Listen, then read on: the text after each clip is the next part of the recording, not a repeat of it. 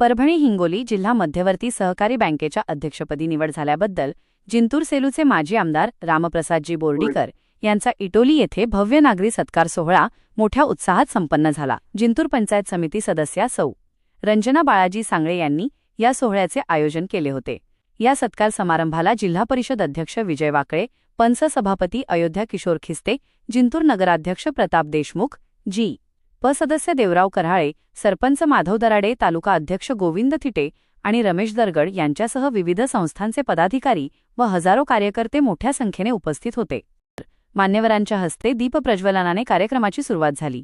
बोर्डीकर यांच्या निवडीमुळे शेतकरी, कष्टकरी व ग्रामीण भागाच्या आर्थिक विकासाला गती मिळून जिल्हा बँकेच्या माध्यमातून सहकार क्षेत्राला नवी दिशा मिळेल असा विश्वास यावेळी उपस्थित सर्वच मान्यवरांनी व्यक्त केला।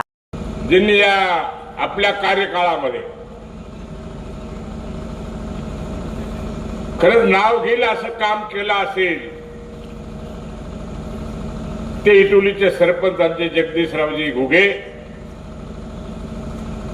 सर्व आमचे सहकारी, या पंचकृषीतून आलेले शेतकरी, माय माऊली, पत्रकार बंधूंनो, उपस्थित बंधू आणि भगिनी, खरं पाहिलं तर हा सत्कार माझा कशामुळं काय गजू याचे धनी कोण आहेत, धनी कोण आहेत, या सत्काराचा अधिकार कोणाला? आणि खरं पाहिलं ते हा सत्कार घेत असताना एवढा आनंद,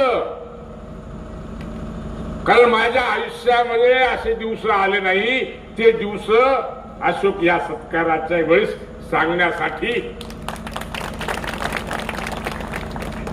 बोर्डीकर जिल्हा बँकेचा अध्यक्ष झाला ही फार मोठी गोष्ट नाही। याआधी सुद्धा बोर्डीकरही जिल्हा बँकेचा अध्यक्ष होता।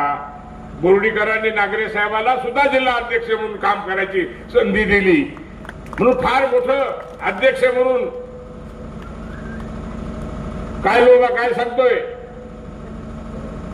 पण आजची खरी आनंदाची गोष्ट काय?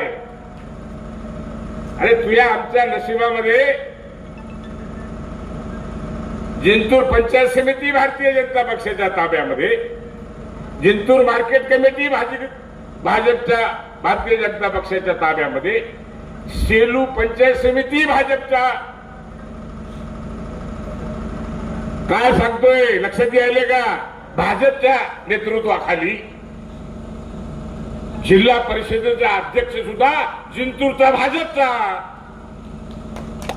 परभणी जिल्हा मध्यवर्ती बँकेचा अध्यक्ष सुद्धा जिंतूरचा बोर्डीकर, आणि भारतीय जनता पक्षाने या जिल्ह्याचा पालकमंत्री सुद्धा जिंतूर तालुक्याचाच आपल्या दिदीला केले। यापेक्षा आनंद 50-55 वर्ष समाजकारण राजकारण